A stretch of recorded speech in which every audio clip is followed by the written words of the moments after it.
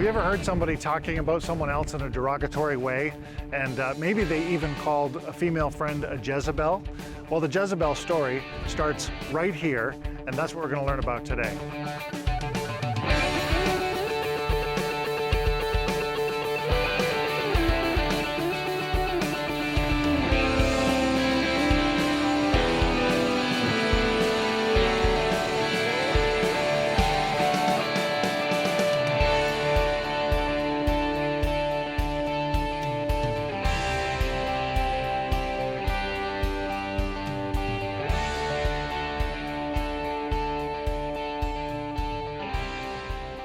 Today on the show, we are in Biblical Samaria, and I'm here with my good friend Isaac. Isaac, thanks for being with us again. Thank you. It's a pleasure, always. I know. You say that all the time. It's really our pleasure.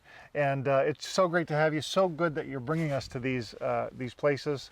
And you are going to explain to us what it is that we're seeing behind us and what we're going to be understanding today about Biblical Samaria. But there, again, is so much history here from the Old Testament, from the story of the nation of Israel.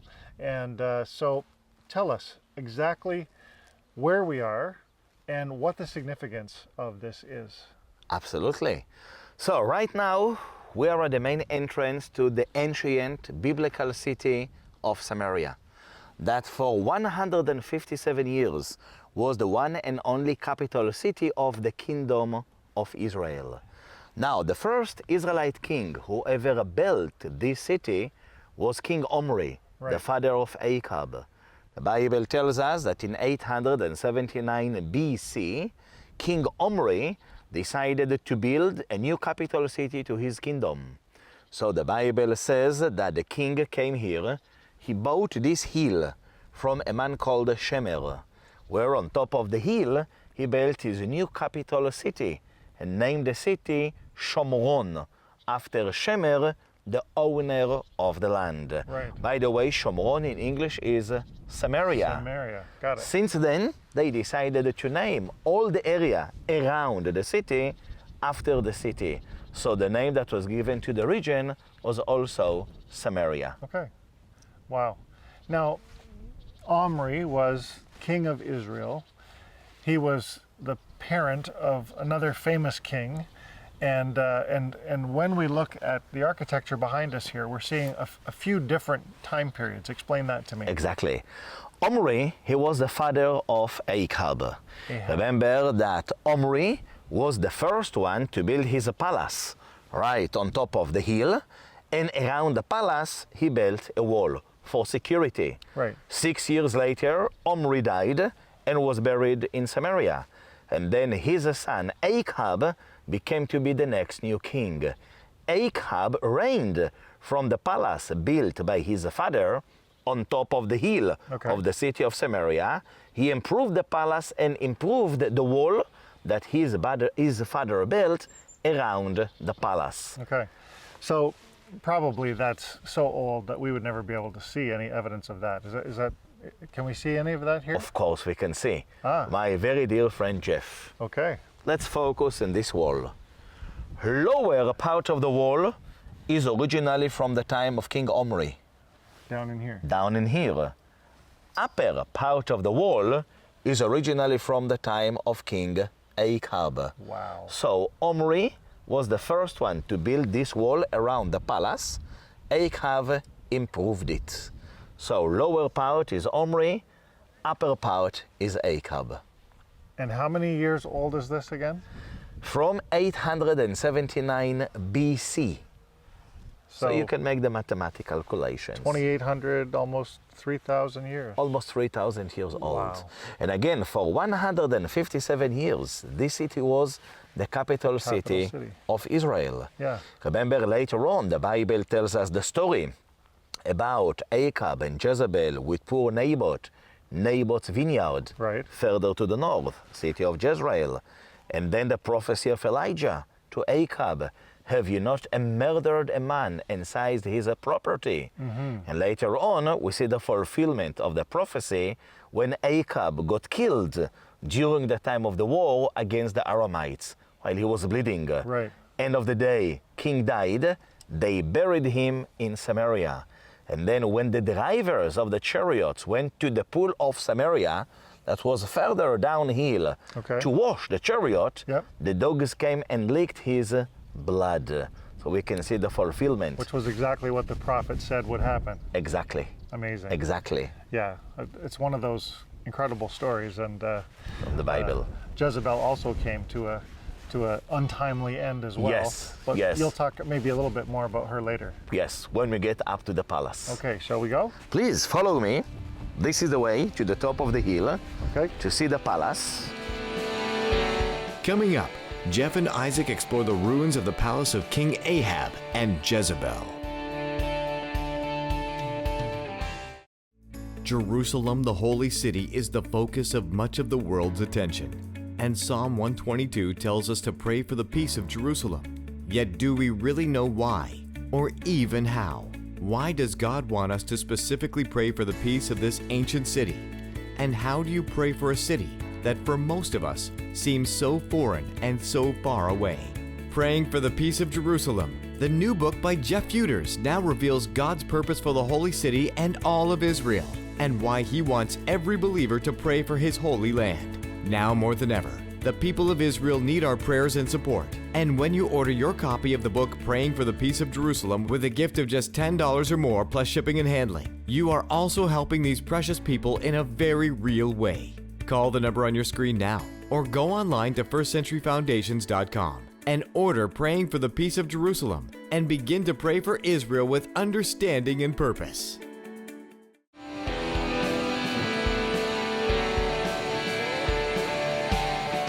Now, Isaac, this path we're walking along to our left here, this looks very old. What indeed. is it that I'm looking at here?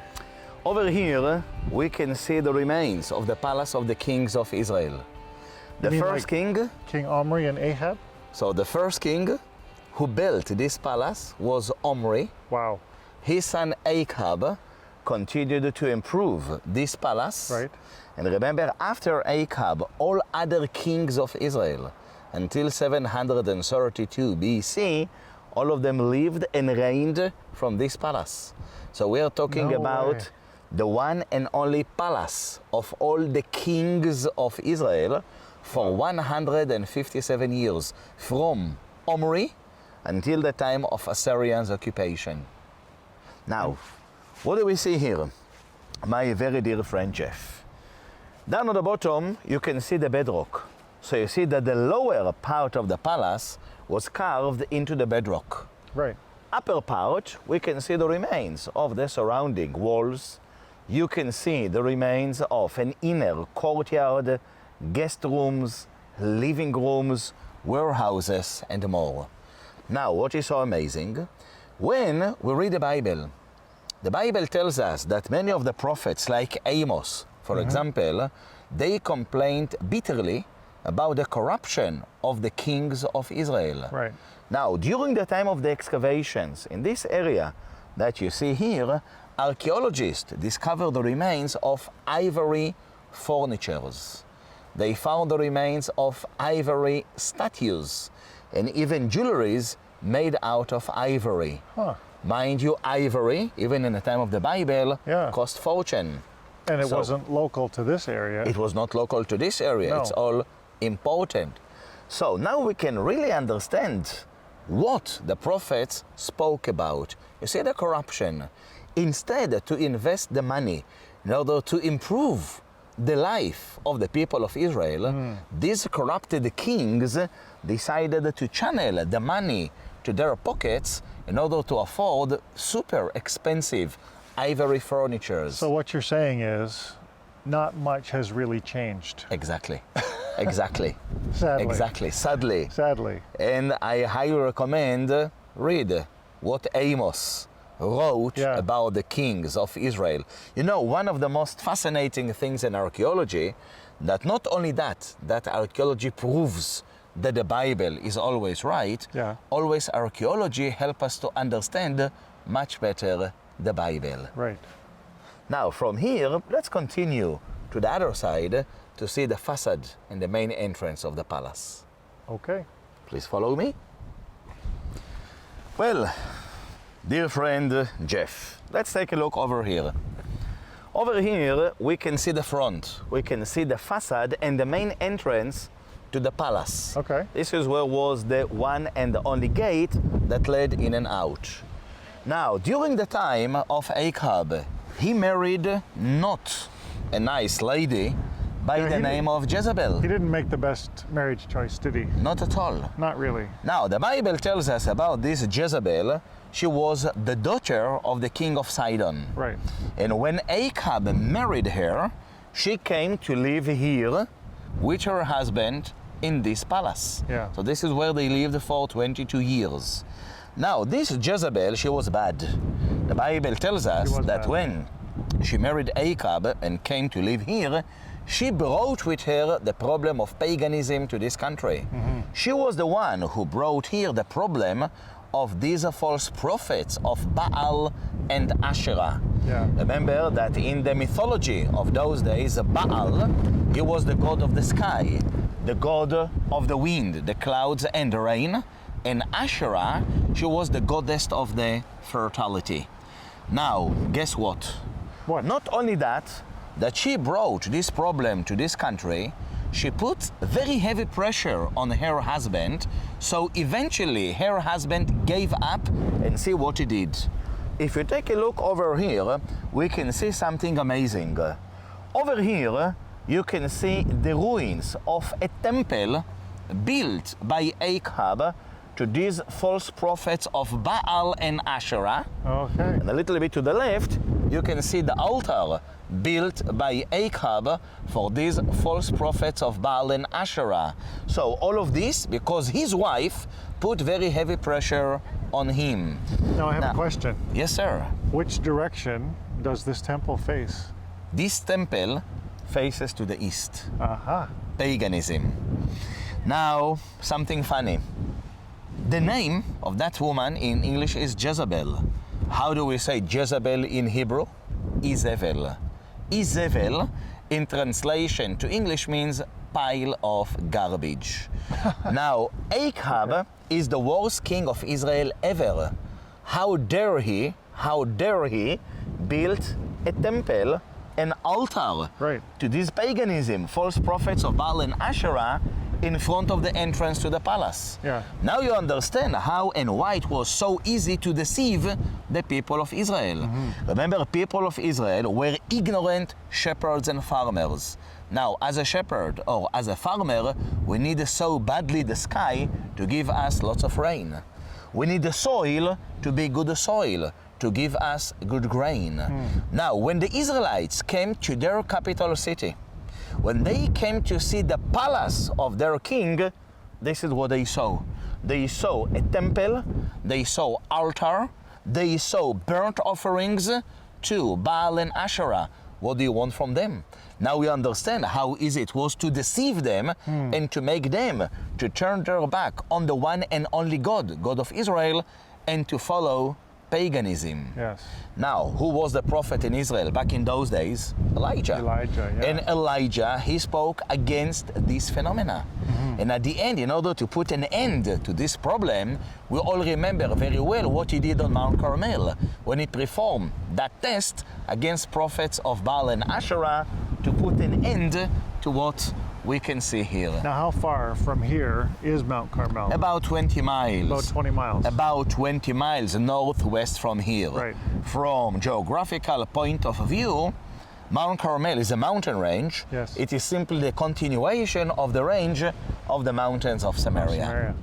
Very cool. One of my favorite stories is the story of Elijah and the defeat of the prophets of Baal on Mount Carmel. And here we're standing in front of the temple that, you know, kind of brought that all about. This idea that Jezebel would bring pagan worship to Israel, to the chosen people of God, the people who worship the one and only true God, and yet they would turn their backs on him and worship the prophets of Baal and of Asherah, is really amazing to think. Absolutely. But what a story. What a story. And Yes. you guys know the story. We don't have time to tell that one today. I think we maybe did it on another episode, but If not, we'll have to do it at some point, right? Absolutely. Absolutely. What else do we learn here? So over here we learn about evil, we learn about weakness of people, compromises. Yes. But now we understand why Elijah was so determined to put an end to what was going on here. And we also learn about evil women. So if you know evil women, stand up against them. Especially against Jezebel. Up next, Jeff visits the Joseph Project in Beit Shemesh, Israel. First Century Foundations is committed to helping those in need in the land of Israel. And this is possible because of people like you. Your donations are helping the Jerusalem Institute of Justice, who provide for some of the most vulnerable in the land. One such group are the aging Holocaust survivors, spending time through activities and caring for their needs for food and medication. The Jerusalem Institute of Justice and First Century Foundations are making a real difference in the lives of people who have experienced so much. People like us who lost everything and live with the pain, to have people that help us a little bit, we're very grateful. Call or write today and receive the free Israel Prayer Watch to keep up to date with all that is happening with these ministries in Israel, and become a partner for just $30 a month or more. Your gifts make a difference. Call today.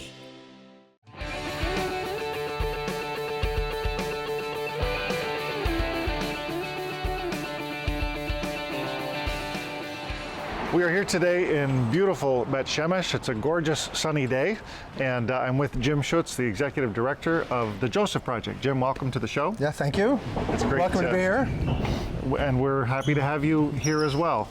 Jim, the Joseph Project is, you know, the byline or the tagline is one of the largest provider of humanitarian aid in the land of Israel.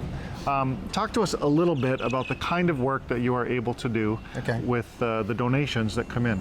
Yeah. We don't actually say the largest provider, but we're the largest importer. We've been importing containers for nearly 20 years now. I've been here for 5 years. We've imported over 700 containers of humanitarian aid from really around the world. It's come from as far as Australia, China, North America, Europe, Scandinavia. And the situation is in Israel, even though Israel is a miracle nation, kind of born from the dead in a way, that and has a lot of success stories. Right. Also in the short history of the land, and because of the kind of unique configuration, all the things that come together, the immigrants, the hostile environment, the cost of security, all these things, the social dynamics, it's developed that there is over 20% of the population under the poverty line, and it's not the kind of poverty of third world countries, people starving on the street. But it's where there's a lot of people that really struggle. Very hard to make ends meet. Yeah, for basic things. They can be newlyweds, they can be immigrants, they can be different sectors of the populations, elderly, Holocaust survivors. Also different sections of the country are more difficult than others, you know? Right. So we have right here in Beit Shemesh, there's a significant portion of the people that are on welfare. And so this situation has created an opportunity for us as a Messianic organization to build a testimony from people that care, bringing in expressions of love from the nations under a Messianic banner, as it were, to really help a real need. Yeah. Great. Well, we are so privileged to be able to partner with you in a small way from Canada, First Century Foundations. And I know that today there's a project happening. The truck is being loaded here behind us where you're actually going to go and help with some situations where apartments need a little bit of refreshing. There's some need for furniture and some of those kind of things. Very, very similar situations to what you've been talking about. People that are having a difficult time making ends meet, and this is a way that you can reach out with some very practical help. Right. And so we're excited to be able to be a part of that. Now, you work with a number of volunteers in the area. I like the fact that you're engaging students. Talk to us a little bit about that. Yeah, that's, I think, one of the unique things of our story is that we're working with all kinds of Messianic distribution centers to municipalities, Right. to other Israeli organizations who are getting to know us and see that we're really serious about what we're doing. And so we have somebody that's organizing with a local school, actually. This involves a local school, it involves the local welfare department. Okay. That's provided the families and the apartments that need the help, and the school that's providing some volunteers that are going to come and clean out the apartments. They're going to paint. They're going to carry the things in that we unload from the truck. Right. So God's giving us a lot of opportunity to partner in different ways. We normally we're working through other organizations or municipalities, and in that we're also working with individual families. Well, I love the spirit of partnership and the fact that you are working with municipalities, even mayors of other communities where you've done these large events and had people come in and be a part of that. Now, the individual family part of it is a story that I think everybody wants to hear, and I don't know, you can think of one or two examples where families have been impacted, and the difference of a person just receiving something and then a person receiving something and knowing that it's coming from somebody who cares. I think there's a real sort of delineation there. Yes. And talk to us a little bit about that impact. We have done several times. We have done these apartment makeovers, and each time it's a powerful story.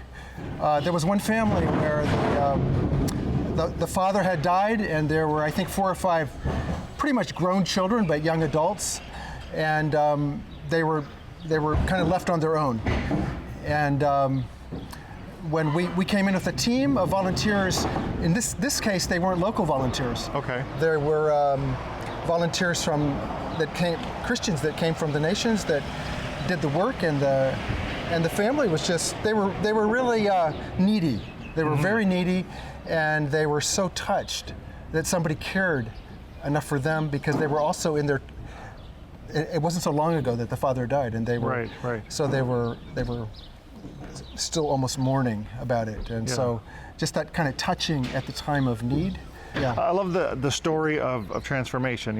Enough can't be said about the posture of a person's heart when they are in need and feeling like there's nowhere to go but up.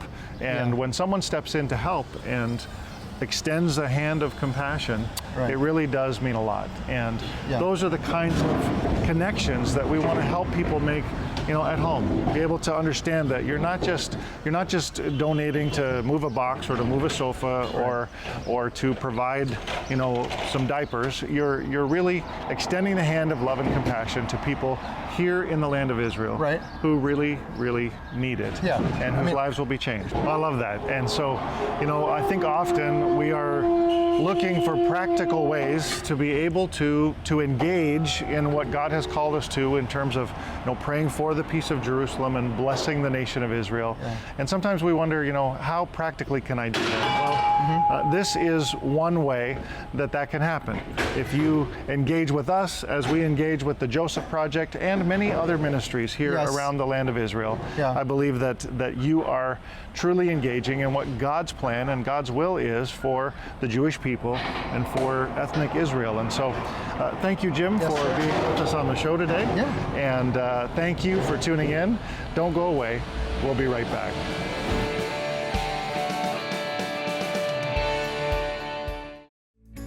We hope you enjoyed this episode of First Century Foundations with Jeff Feuders.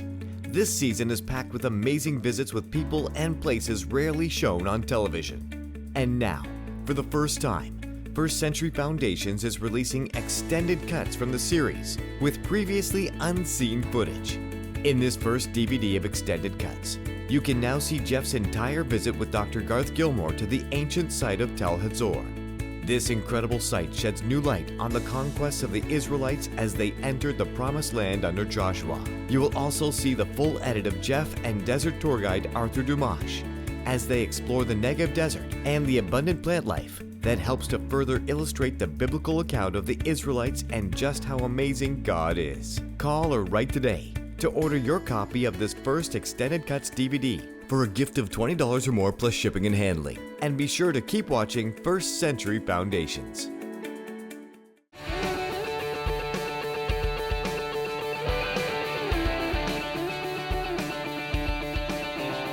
The story of Ahab and Jezebel has to easily be one of, if not the most intriguing story in the history of the Old Testament.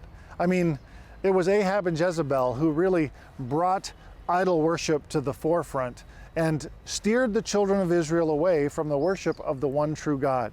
Of course, it was an amazing setup for the showdown between Elijah and the prophets of Baal on Mount Carmel.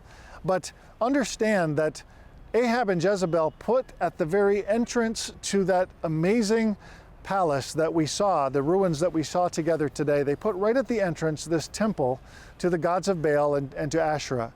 In a sense, they were saying to the children of Israel that idol worship was okay. They were actually endorsing it on behalf of the king and queen, the rulers of the nation of Israel. So it was incredible for us to be able to sort of visit and understand all of that history as we shared in that today. And I hope that it gives you a better understanding of the Ahab-Jezebel story. Isaac taught us so much as we shared around the site together. And then we also visited the Joseph Project in Beit Shemesh. The Joseph Project are reaching out with humanitarian aid. They are the largest importer of humanitarian aid here in the land of Israel.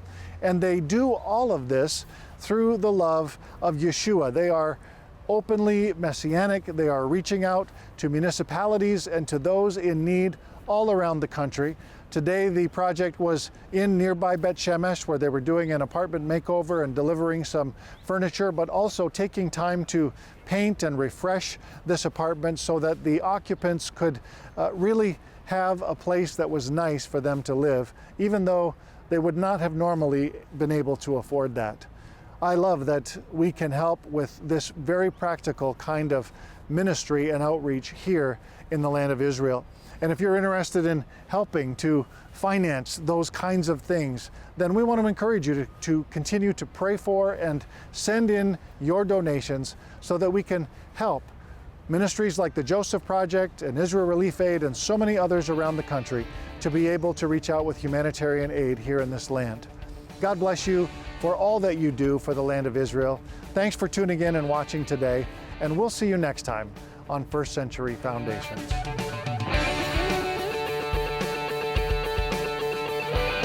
Thank you for watching. To learn more about this program and the ministries in Israel that we help, or to receive the Israel Prayer Watch, call the number on the screen or visit us online at firstcenturyfoundations.com. And to keep up to date on all that we're doing, you can follow us on Facebook and Instagram. Join Jeff Feuders again in Israel next week on First Century Foundations.